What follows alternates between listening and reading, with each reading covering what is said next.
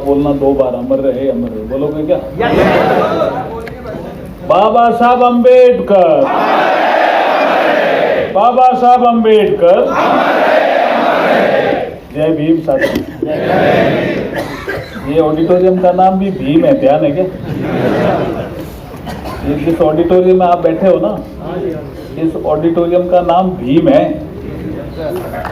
जय भीम। और जिस सेंटर में बैठे हो, उस सेंटर का नाम है डॉक्टर अम्बेडकर इंटरनेशनल सेंटर। ये 15 जनपद पे है। इससे पहले यहाँ पे एक डॉक्टर अम्बेडकर फाउंडेशन का ऑफिस होता था, पता है क्या? जानते हो किसी को? वो गली में से होता था, गली में से गुजरना पड़ता था ना? याद नहीं आ रहा है क्या? अम्बेडकर फाउंडेशन में तो आप गए होंगे ना? पुरानी कोठी थी, केपी चौधरी जी बोल रहे हैं। ये माननीय मंत्री जी का प्रयास है। नहीं, इसमें मैं कहना चाह रहा हूँ कि जब बाबा साहब के 125वीं जयंती मनाई जा रही थी इस देश में, तब कई काम हुए। 10 रुपए का सिक्का भी आपको याद आ रहा होगा, 125 रुपए का सिक्का भी याद आ रहा होगा। एक आपके एसोसिएशन की बैठक थी तो मैंने बांटे भी थे। लेकिन प्रधानमंत्री नरेंद्र मोदी जी के नेतृत्व में कुछ ऐसी कोठियां थी जो कुछ एमपीओ के पास थी, कुछ सीपीडब्ल्यूडी का 2-3 कोठियां उनके पास थी, उनको खाली कराना बड़ा काम था। लेकिन इस काम को नरेंद्र मोदी जी ने अपने हाथ में लिया कि बाबा साहब की 125वीं जयंती के अवसर पर, जो 100वीं जयंती में तय हुआ था, ये तय 100वीं जयंती में हुआ था जब वीपी सिंह जी इस देश के प्रधानमंत्री थे, तब ये तय हुआ था कि डॉक्टर अंबेडकर इतने विपरीत परिस्थितियों में इतनी पुस्तकें लिख गए, इतना अध्ययन हमें दे गए, संविधान सहित बहुत सी चीजें हमें दे गए, इतना टैलेंट कैसे आया, इसका कोई न कोई एक संस्था बनकर के अध्ययन करे। तो उस समय तय हुआ था। 100वीं जयंती का मतलब हो गया 1991-92 में तय हुआ कि बाबा साहब डॉक्टर BR अम्बेडकर के नाम से एक doctor Ambedkar international study centre बने। लेकिन 91-92 में तय हुई चीज पूरी होती है नरेंद्र मोदी जी के कालखंड में। तो ये असाधारण योगदान है नरेंद्र मोदी जी का। इसके शिलान्यास के समय भी हम आए थे, उद्घाटन के समय भी हम आए थे।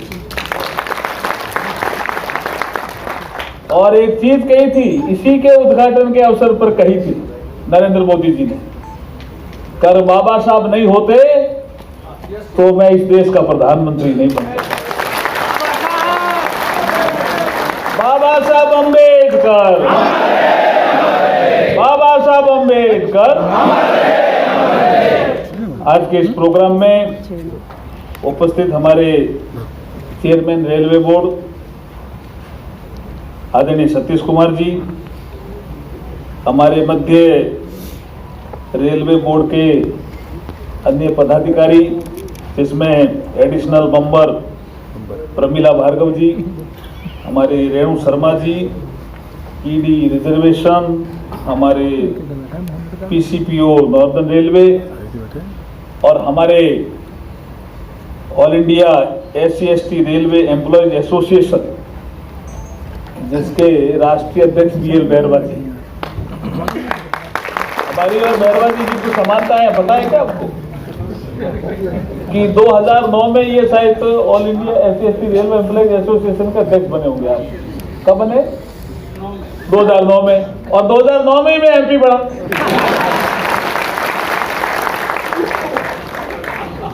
और एक समानता और है, पता आपको? जयपुर में जो हमारा घर है, उसी गली में इनका घर है।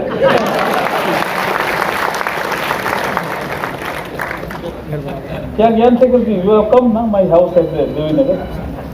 ये वंस अपॉन टाइम्स आई तो यू हैव कम इन जयपुर। आपको देखना है तो मैं बाहर मिल गया, मैंने किसको ढूंढ रहे हो?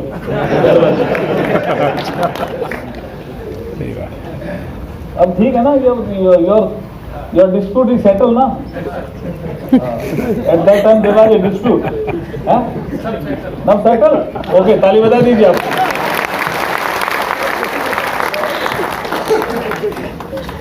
हमारे ईसी शर्मा जी भी आए हैं, केपी चौधरी जी भी आए हुए हैं, सबको नमस्कार करता हूं। सम्मानित मंच, आप भी सब आए हुए हैं। मुझे बताया गया कि शाखा और मंडल के जितने भी पदाधिकारी हैं वो सब आए, ऐसा ही है? आप सबके लिए जोरदार ताली बजा दीजिए। दो सुविधाएं रेल ने दी।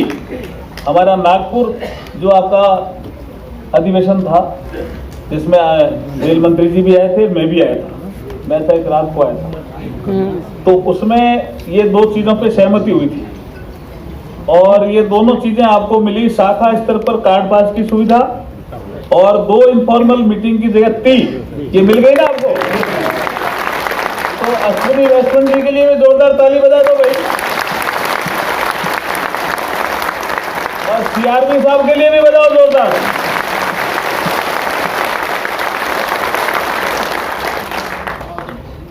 अभी वो प्रधानमंत्री जी के साथ एक जरूरी बैठक में है, जैसे ही समय मिला वो आ भी सकते हैं, दोनों ही बातें हैं। मेरे को उन्होंने कहा आप पहुंचिए, आप भाषण अपना जारी रखिए, तो मैं जारी रख रहा हूं, ठीक है? देखिए, आज बुद्ध पूर्णिमा भी है। अभी बैरवा जी ने पता नहीं राज खोल दिया। अच्छा, बुद्ध पूर्णिमा के दिन भगवान बुद्ध से जुड़ी हुई 3 चीजें आज के दिन ही है। वो ध्यान है किसको? क्या क्या क्या क्या बोलो? जन्म, ज्ञान, परिनिर्वाण। ज्ञान, परिनिर्वाण, जन्म। शादी भी आज की दिन, बच्चे भी। हाँ, नहीं, पर और तीनों ही है आज। 3 नहीं, 5। जो ये पूर्णिमा है ना, बुद्ध पूर्णिमा, वैशाख पूर्णिमा जिसको बोलते हैं हम, ये हर साल आती है, लेकिन इसी तिथि को कोई ऐसा प्रकृति ने कोई नीति बनाई कि भगवान बुद्ध से जुड़ी हुई जो महत्वपूर्ण चीजें हैं 3, एक उनका जन्म जो हुआ लुम्बिनी में, कहाँ हुआ? वो भी बुद्ध पूर्णिमा को हुआ, ध्यान है?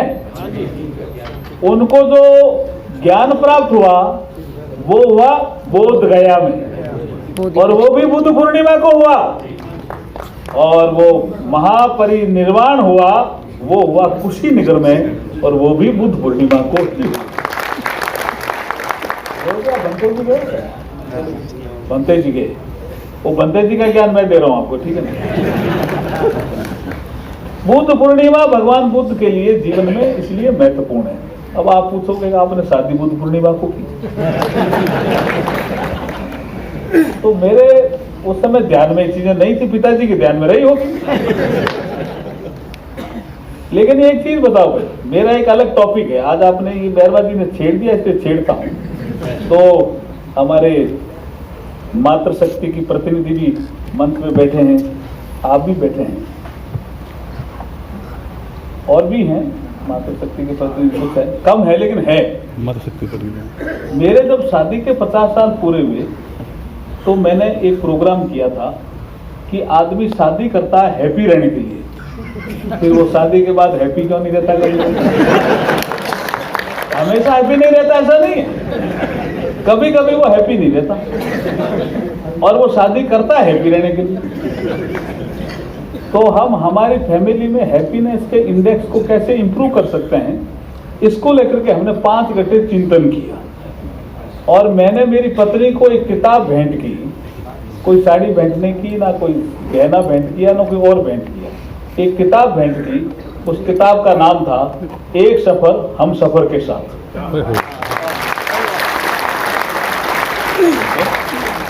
अब उस समय हमारे साथ एक भूरेलाल जी IAS थे, उनके भी शादी के 50 साल हो गए थे, वो भी जुड़े।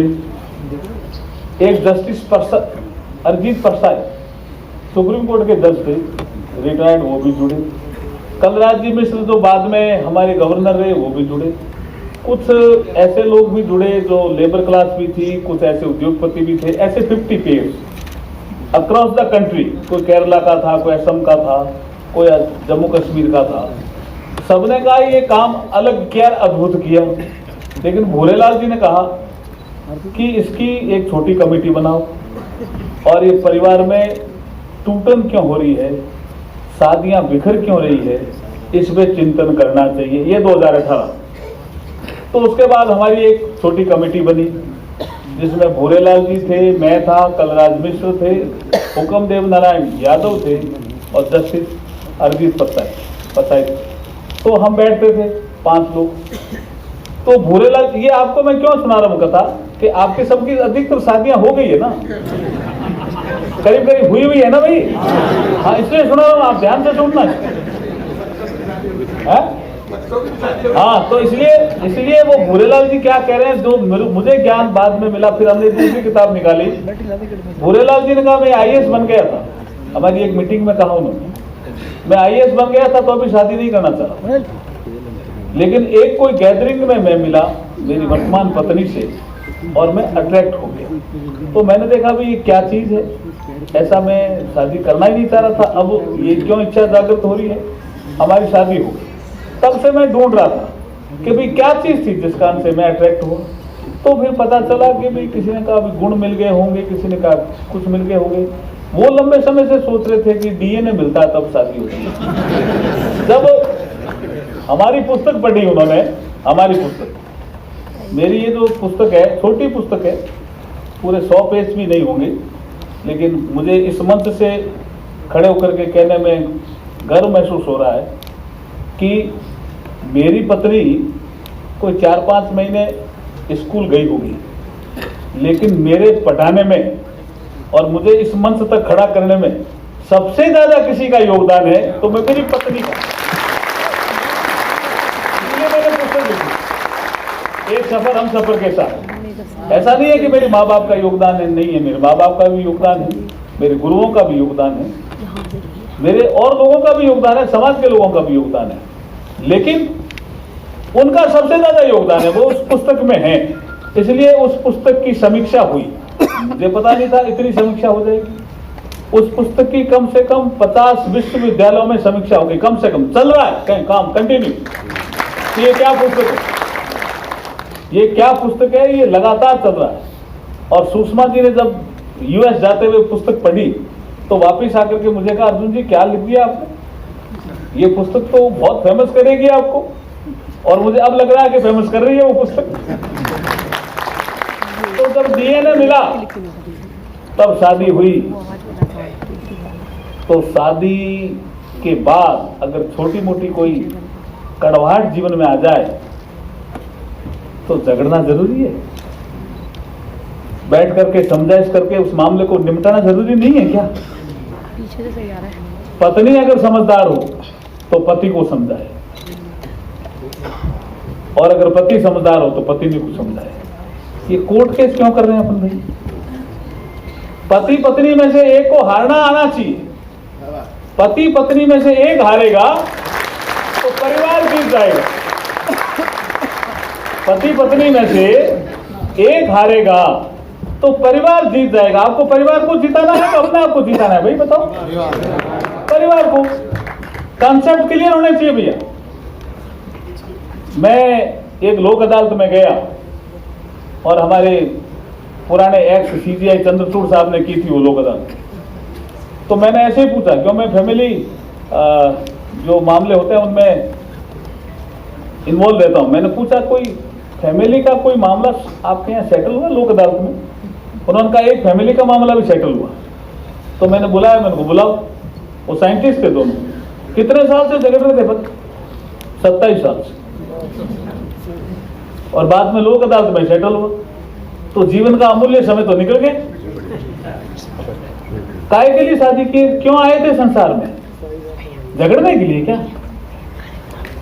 और दोनों ये तय करके आए बैठे बैठे, वो सोच रहा था मैं जीतूंगा और वो सोच रहा था मैं जीतूंगा। और चंद्रचूड़ साहब ने ऐसा किया कि दोनों को बैठा करके समझौता करा दिया और परिवार जीत गए। इसलिए परिवार जीतने की आपकी ताकत में कई बार आपका ईगो अगर आड़े आता है तो इस ईगो को शांत करिए। इसमें मैं एक कई बार समझाइश करने जब जाता हूं, मैं मेरा एक क्षेत्र है जी, आप समझ रहे होंगे, आप छेड़ दिया इसलिए मेरा एक क्षेत्र है, ये मेरा फील्ड है। फैमिली डिस्प्यूट के रिजोल्यूशन के लिए मेरा ये फील्ड है। उसमें मैं जगजीत सिंह जी को कई बार याद करता हूं। अगर आपकी अनुमति हो तो आज भी याद करूंगा। आपको सीआरपी साहब टाइम को है तो 10-15 मिनट तो है ना। एक बार हम जगजीत सिंह जी के यहाँ गए, एक श्री गंगानगर में हमें एक हॉस्पिटल बनाना था। तो वो श्री गंगानगर में जन्मे थे, बड़े गजल सम्राट थे। किसी ने कहा कि उनको बुला लो, प्रोग्राम करा लो, आपका हॉस्पिटल बन जाएगा। आपके अभी चंदा करते करते 2 करोड़ ही चंदा हुआ, आपको चंदा चाहिए 5 करोड़ 3 करोड़ की डिमांड है, आपके शॉर्ट पड़ रहा है। हम उनके पास गए तो हम 5 लोग थे। उनको कहा आपको गंगानगर आकर के एक प्रोग्राम करना। बोला मेरा जन्म स्थान है, मैं जरूर करूंगा। लेकिन हमारे साथ एक आदमी थे जिन्होंने जगजीत सिंह जी को गोद खिलाया था। उन्होंने कहा, उनका नाम था उल्फत राय सैनी। उन्होंने कहा चित्रा को साथ लाना पड़ेगा। तो जगजीत सिंह जी ने कहा राय साहब, मेरे लड़का था एक, उसकी कार एक्सीडेंट में डेथ हो गई। उसके बाद चित्रा ने गाना छोड़ दिया, इसलिए वो नहीं आ सकती श्री गंगानगर। मैं चल रहा हूँ, चिंता मत करो, आपका शो बढ़िया हो जाएगा। राय साहब माने नहीं। उन्होंने कहा नहीं, हम तो पंजाबी थे वो। उन्होंने कहा हम तो नूह को लेकर के ही जाएंगे। नूह समझ, पुत्र वधू ना, बहू, हाँ ये ठीक है कि हम नूह को लेकर के ही जाएंगे। तो उन्होंने कहा भाई वो नहीं है, चलेगी। तब जब ज्यादा जिद की राय साहब ने, तब जगजीत सिंह जी ने एक अंतरा सुनाया जो मैं कई जगह सुनाता हूं और वो मैं गा के सुनाता हूं, जो उन्होंने गाया। मैं गीतकार भी हूं, मैं संगीतकार भी हूं और मैं कवि भी हूं। तो ये चीजें मैं करता रहता हूं। तो खड़े हुए जगजीत सिंह जी और खड़े होकर के बोले, ये बहुत बड़ा ज्ञान है जी, मैं इसको छोटा ज्ञान नहीं मानता जो मैं अभी दे रहा हूं, जो उन्होंने मेरे को जगजीत सिंह जी ने दिया। हम 5 लोग थे। राय साहब, जिंदगी में सबको सब कुछ नहीं मिलता। मैं उनके इन्वर्टेड वर्ड ही यूज कर रहा हूं जी, मेरे यहां बैठे हुए हैं वो वर्ड। राय साहब, जिंदगी में सबको सब कुछ नहीं मिलता। मैं गजल सम्राट हूं, देश और दुनिया में फेमस हूं, लेकिन मुझे संतान सुख का अभाव है। इसलिए आप ये मानो कि चित्रा नहीं चलेगी। तो उन्होंने क्या, फिर नहीं मिलता तो क्या करना चाहिए? बोला मैं ये नहीं कहता कि आपको प्रयास नहीं करना चाहिए। जो आपके पास अवेलेबल है उसको एंजॉय करो और उसको बेस्ट बना दो। आप कहीं कोई ऑफिसर हो, कहीं कोई कुछ काम करते हो, कहीं कुछ बांसुरी बजाते हो, कहीं कुछ संगीत करते हो, उसको बेस्ट बना दो जो अवेलेबल है। और जो नहीं है आपके पास उसके लिए प्रयास करो। आप ऐसा मत करो कि चित्रा नहीं चलेगी तो आपका प्रोग्राम ही नहीं होगा। राय साहब, ये तो आपका नकारात्मक सोच है। अब वो राय साहब भी नहीं है दुनिया में, जगजीत सिंह जी भी नहीं। फिर भी राय साहब नहीं माने, जिद किया कि जगजीत मैंने तुम्हें गोद में खिलाया था। बोला हाँ खिलाया था, लेकिन जो मैं कह रहा हूं वो भी सुनो, बच्चों की बात भी कभी सुननी चाहिए, ऐसे राय साहब को कहा। लेकिन फिर भी नहीं माने। तो जगजीत सिंह जी खड़े हुए और खड़े होकर के उन्होंने एक अंतरा सुनाया, और क्या शानदार सुनाया। कोई साज नहीं था, लेकिन अंदर से आवाज आई थी ना। खाना तो सबके घर बनता है, लेकिन किसी किसी घर का खाना टेस्ट ही क्यों होता है? क्योंकि उसमें प्रेम का भाव होता है। जगजीत सिंह जी ने कहा, जग ने छीना मुझसे मुझे जो भी लगा प्यारा, जग ने छीना मुझसे मुझे जो भी लगा प्यारा, हर जीता किया मुझसे मैं हर दम ही हारा, तुम हार के दिल अपना मेरे गीत अमर कर दो, मेरे गीत अमर कर दो, संगीत अमर कर दो, संगीत अमर कर दो, मेरी प्रीत अमर कर दो। राय साहब, पति पत्नी में से अगर एक हार गया तो परिवार जीत गया। ये जगदीश सिंह जी बोल रहे हैं। पति पत्नी में से एक हार गया, परिवार जीत गया, जीवन सुखमय हो गया। आप इतनी जिद मत करो राय साहब, मैं चल रहा हूं और आपकी हॉस्पिटल बन जाएगी, आपका एम पूरा हो जाएगा। जब आपकी मंजिल पूरी हो रही है तो बीच में क्यों अवरोध पैदा कर रहे हो? तो ऐसे जगदीश सिंह जी को मैं याद करके जोरदार ताली जगदीश सिंह जी की। कभी श्री गंगानगर जाओ तो देखना, एक हॉस्पिटल बनी हुई है, उसमें जगदीश सिंह के 100 का योगदान है। तो ऐसा कहीं योगदान होता है तो जीवन में याद आता है। ये तो मैंने बात, चूंकि आज बुद्ध पूर्णिमा थी और एक जीवन से जुड़ी हुई बात इन्होंने कही, उसलिए कही है। अब आप अश्विनी वैष्णव जी का कुछ विषय में बताता हूं।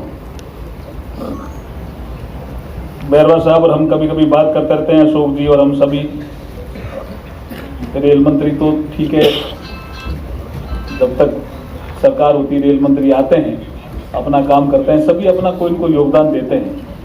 लेकिन अश्विनी वैष्णव जी एक अलग तरह का योगदान दे रहे हैं। आपका जो पिछला चुनाव हुआ, बीसी शर्मा जी का, इनके सामने भी कह सकते हैं क्या?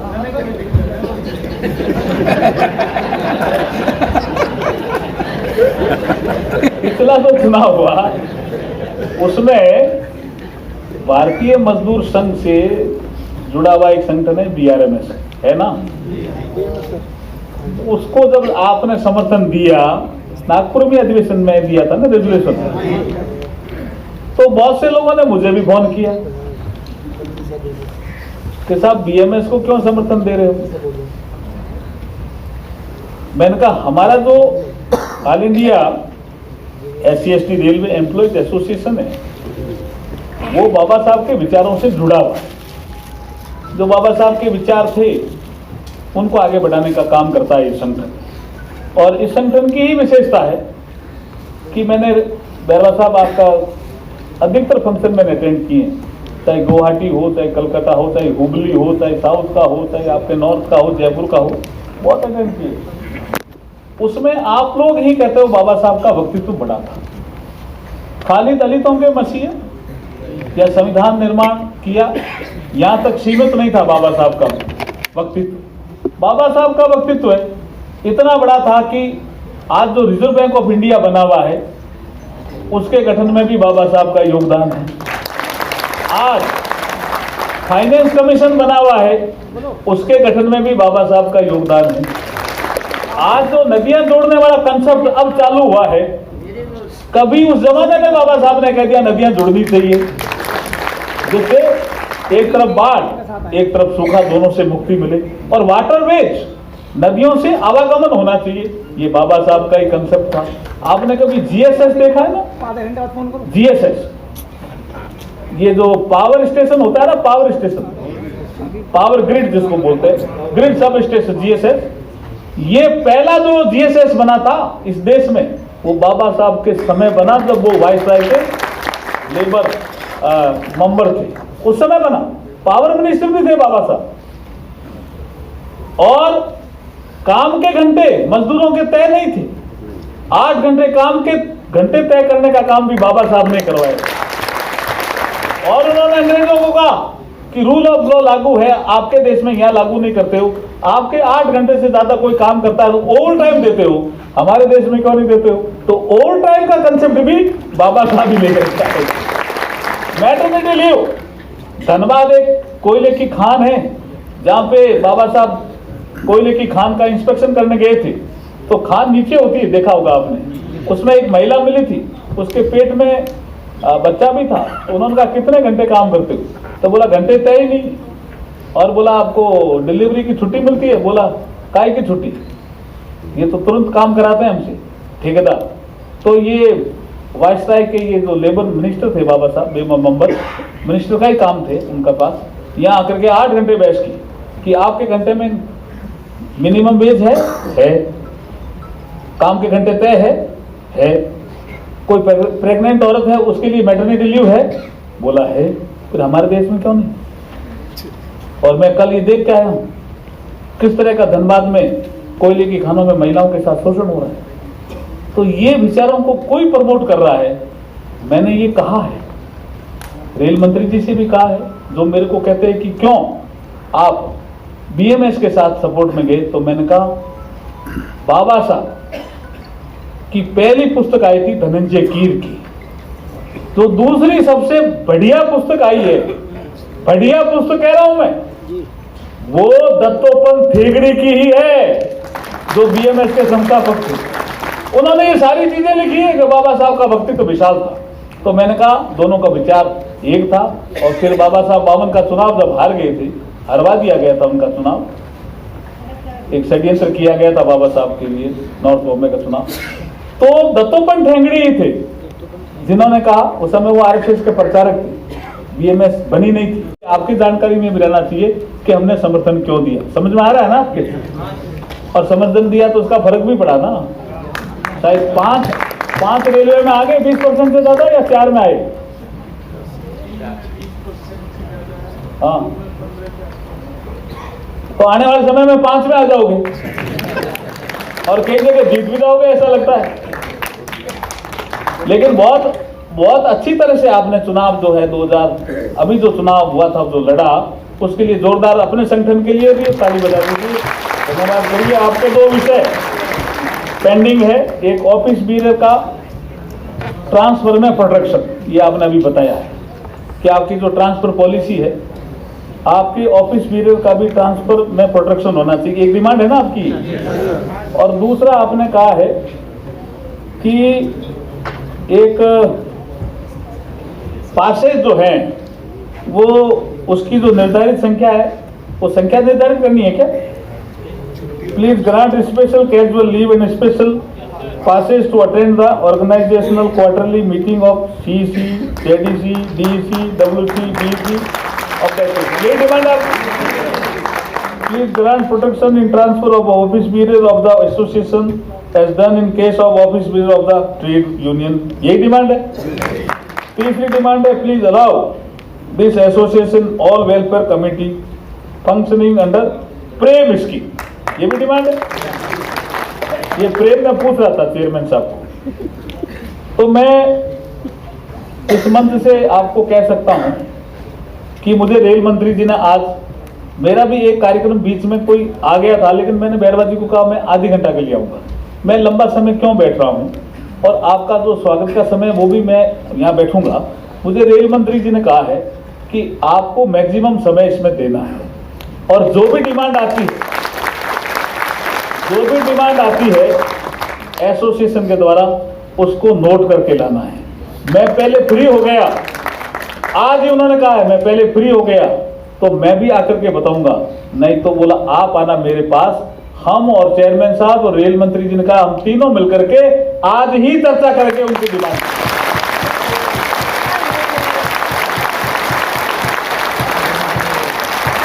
तो आप सिंसियरिटी दे सकते हो, रेल मंत्री जी की सिंसियरिटी दे सकते हो और उनका डेडिकेशन दे सकते हो वेलफेयर एसोसिएशन के प्रति, कितना डेडिकेशन है।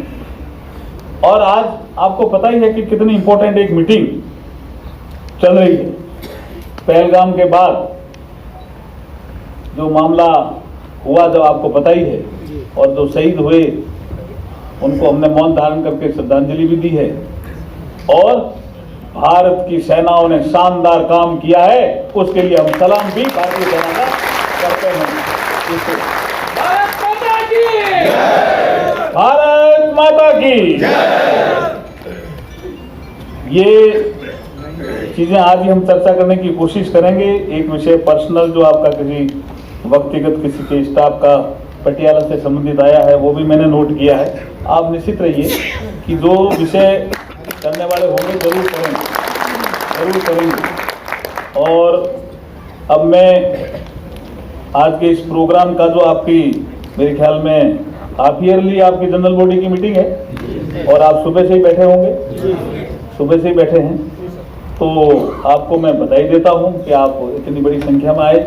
लेकिन फिर कहता हूं कि आप जिस ऑडिटोरियम में बैठे उसका नाम भीम है और जिस सेंटर में बैठे हो उसका नाम doctor B.R. Ambedkar international study centre है। जय भीम जय भारत। अब जोर से लगाइए, जय भीम। आज नहीं, आगे भारत बोल दीजिए, मैं जी भीम बोलता हूँ। जय भीम, जय भीम, जय भीम, जय भीम। आप चंद्रराम जी बोल नहीं तो क्या बात है? बाबा साहब अम्बेडकर, बाबा साहब अम्बेडकर, बाबा साहब अम्बेडकर। बहुत बहुत आभार। जय भीम।